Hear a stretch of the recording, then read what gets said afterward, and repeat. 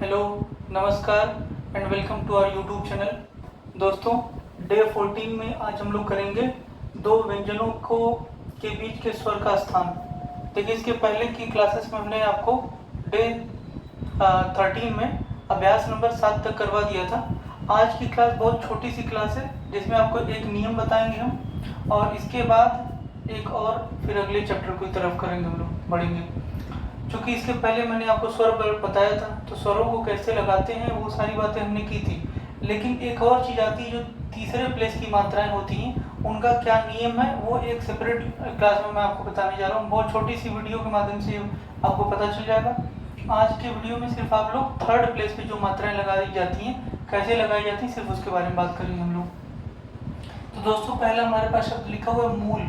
अगर आपको मूल लिखना हो तो सबसे पहले मैं आपको शॉर्ट हैंड जब आप लिखते हैं तो बेसिक क्लास अभी आपकी चल रही है, तो आप हमेशा फोकस किया करिए सिर्फ उनके जो व्यंजन लिखे गए हैं उनके ऊपर फोकस किया करिए। उसके बाद आप स्वर को लगाने के लिए सोचा करिए। तो सबसे पहले आपने अगर व्यंजन देखा तो क्या लिखा हुआ है, म और ल। तो सबसे पहले कुछ नहीं करना है, सबसे पहले आप म और ल को लिख देना है। लेकिन एक छोटी सी बात यहाँ पे ध्यान रखनी है हमेशा कि पहले वाले व्यंजन में कौन सी मात्रा लगी हुई है ये आपको जरूर देखना है। तो इसमें ऊ की मात्रा लगी हुई है, और आपको मालूम है कि ऊ की मात्रा थर्ड प्लेस की मात्रा होती है, और थर्ड प्लेस को हमेशा लाइन से काट के लिखा जाता है।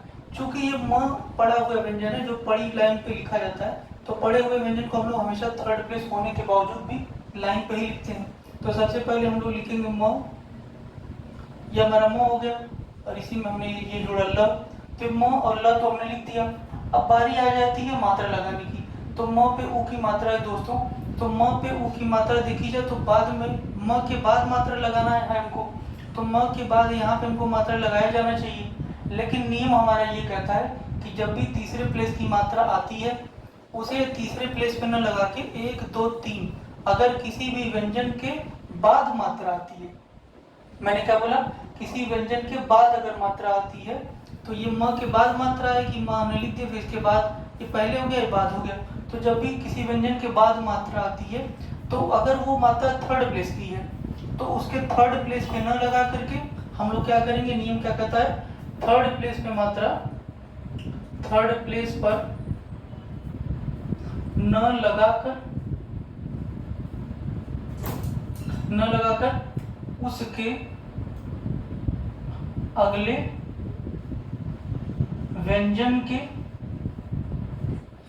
अगले व्यंजन के पहले अगर कोई मात्रा दोस्तों बाद में अगर कोई थर्ड प्लेस पर आने वाला मात्रा होता है तो उसको यहाँ पे थर्ड प्लेस पे नहीं लगाएंगे।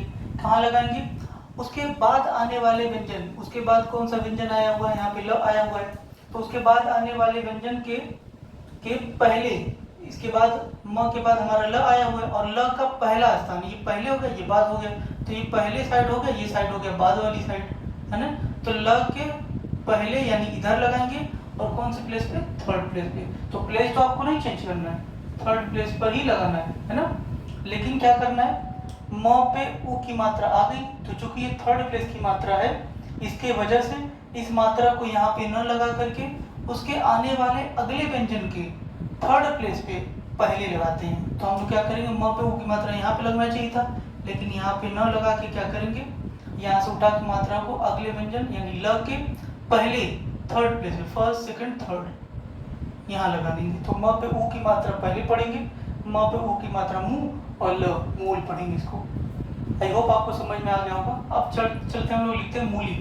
मूली लिखना है तो फिर से अगेन पहले म बनाएंगे, फिर इसमें ल जोड़ेंगे हम लोग, और म पे ऊ की मात्रा है तो ऊ की मात्रा यहाँ ही चाहिए।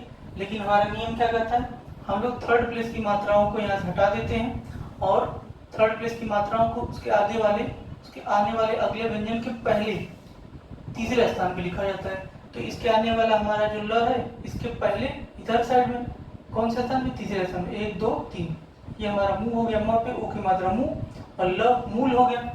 और ली ई, ल पे ई की मात्रा है तो ये हमारा ल हो गया, ल पे ई की मात्रा, ये फर्स्ट प्लेस, सेकंड प्लेस और थर्ड प्लेस, तो यहाँ पे ई हो गया। म पे ऊ की मात्रा मुंह, और ली मूली। फिर हमारा पास अगला शब्द दोस्तों कील। अब कील के लिए हम लोग क्या करेंगे, क को लाइन पे बनाएंगे,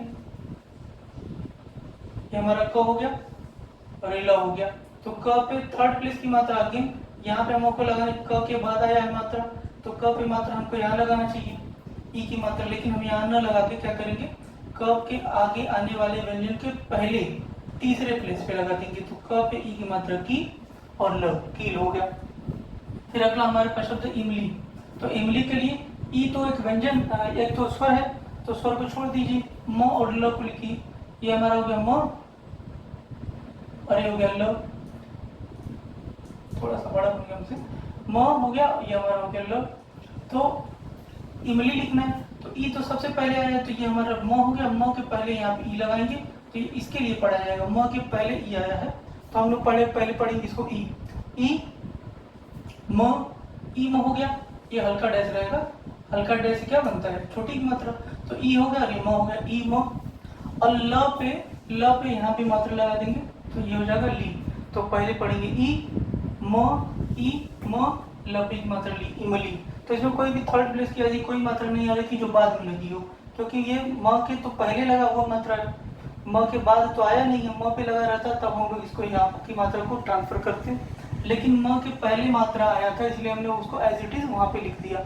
तो आपको ये बात ध्यान देनी है, जैसे यहाँ पे लिखा हुआ है, यहाँ पे म के ऊपर मात्रा आया है, लेकिन यहाँ पे क्या था, म के पहले मात्रा आया था, तो पहले मात्रा आएगा तो जैसे आपको नियम पता है वैसे ही लिखना है। लेकिन जब म पे मात्रा लगा हुआ आ जाए तो उसको, उसका अगर थर्ड प्लेस की मात्रा है तो उसको थर्ड प्लेस में न लगा के अगले व्यंजन के पहले तीसरे स्थान पे लिखते हैं। तो म पे की मात्रा अगेन हमारा हो गया म और ये हमारा हो गया ल। तो म पे ई की मात्रा दोस्तों यहाँ लगानी चाहिए थी, छोटी की मात्रा, लेकिन हम लोग यहाँ न लगा के कहाँ लगाएंगे, क्योंकि ये म के बाद आया है मात्रा, इसलिए हमको म के अगले व्यंजन ल है, ल के पहले थर्ड प्लेस पे लगा देंगे। तो म पे ई की मात्रा मी और ल, मील हो गया। ल पे बड़ी ई की मात्रा मोटा डैश लगा देंगे तो ली हो जाएगा। तो मी, ली, मिली। तो इस तरीके से हम लोगों ने आज ये समझा कि थर्ड प्लेस की मात्राओं का स्थान क्या होता है। तो अगले लेक्चर में हम लोग डे 15 में इससे बनने वाले जो चैप्टर है उसको करेंगे। Keep watching, thank you so much.